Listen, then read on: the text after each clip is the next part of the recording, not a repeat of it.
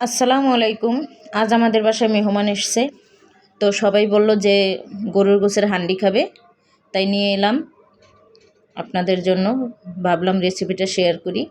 মাটির পাত্রে আগে থেকে আমি তেল মাখিয়ে নিয়েছিলাম, দিয়ে দিলাম পেঁয়াজ কুচি, আদা রসুন বাটা। যেহেতু গোশটা বেশি তাই আমি একটু বেশিই দিলাম।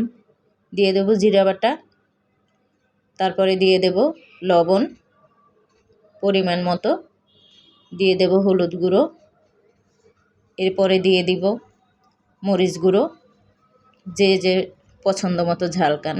দিয়ে দেব গরম মশলা, দিয়ে দেব পরিমাণ মতন সয়াবিন তেল। হান্ডি খেতে হলে যে বাড়তি মশলা দিতে হবে এটা আমি মনে করি না। হান্ডি হচ্ছে একটা মাটির হাঁড়ি, যেটাতে আলাদা একটা ঘ্রাণ আসে, এটাই আমি মনে করি, এটাই হান্ডি। যেহেতু গোশটা বেশি, পাতিলে মাখানো যায়নি, তাই আমি ছেনিতে করে মাখিয়ে নিয়েছি ভালোভাবে। এরপরে ঢাকনা দিয়ে ভালোভাবে কষিয়ে নিন। কষানো হয়ে গেলে আমি গোটা কয়েকটা রসুন দিয়ে দিলাম। রসুনটা খেতে হান্ডির সঙ্গে বেশ ভালো লাগে। অনেকে ভাবেন হান্ডি বিশাল কোনো ব্যাপার, আসলে কোনো ব্যাপার না।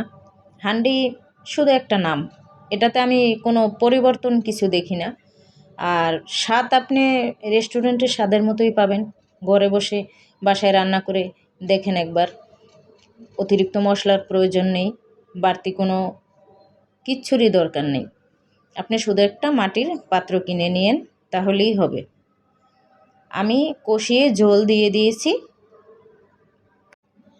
আমার চ্যানেলে নতুন হলে সাবস্ক্রাইব করেন এবং পেজে নতুন হলে ফলো দিয়েন। আপনাদের সাপোর্ট আমার খুব দরকার।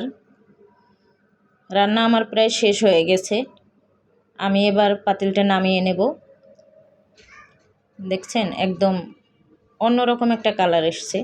জিরা গুঁড়ি করে উপরে থেকে দিয়ে দিয়েন, খেতে ভালো লাগবে।